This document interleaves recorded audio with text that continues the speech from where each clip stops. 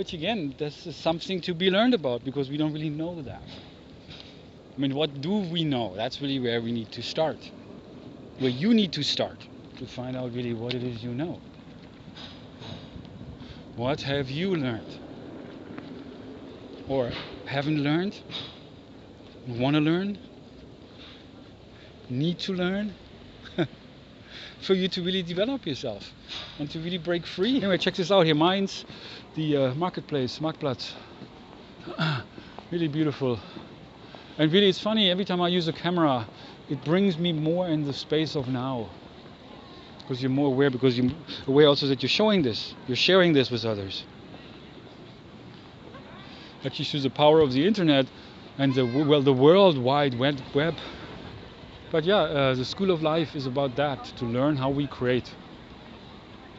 And to learn about ourselves, to get to know ourselves.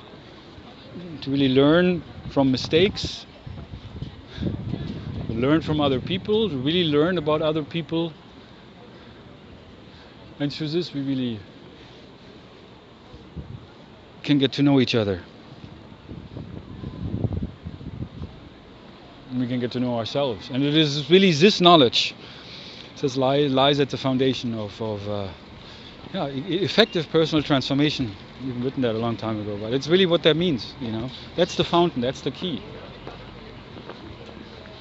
You know, to learn that self-development, about that, well, that one thing. Really, like, if you ever seen City Slickers, you know, Curly, I think was his name, that cowboy. He told one of the City Slickers, Billy Crystal, about this one thing.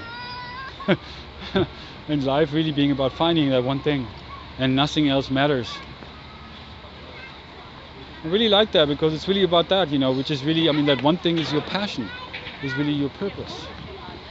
That means if you really get to work, if you use your time to really get to work on yourself, and then also doing something that you really want to do, instead of just like working in your job, doing something that you are good at. And if you have nothing that you're good at, you know, to develop a talent, to develop a skill. It starts there with developing an interest. Become interested. And that's also, also to be applied to relationships.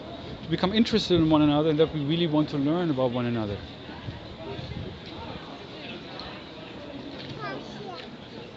And that means when somebody says something, that, especially then when you don't like that, when you usually jump to conclusions and you take it personal, to just continue on your interest, to really understand, hey, what did you mean by that?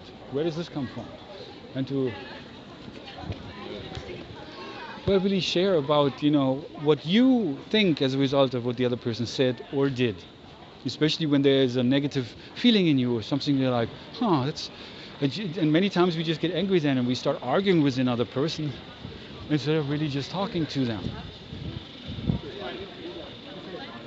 Which is really, well, that's the key. Through this we learn. That's the only way. And that's the idea, it's there in the now, to be present with people. And I'm just learning to let go a little bit more, you know. And so I'm actually very glad to share that, you know, and to experience it actually for myself. You know, it's amazing, you know, that letting go. And that's again the practice. And I'm not sure about letting go or letting God. Letting go is letting God. It's not about getting your will in the way and just driving yourself crazy over what you think you want or what you think you need. But just to be new in that you are in the now, that you are present. And that's the way.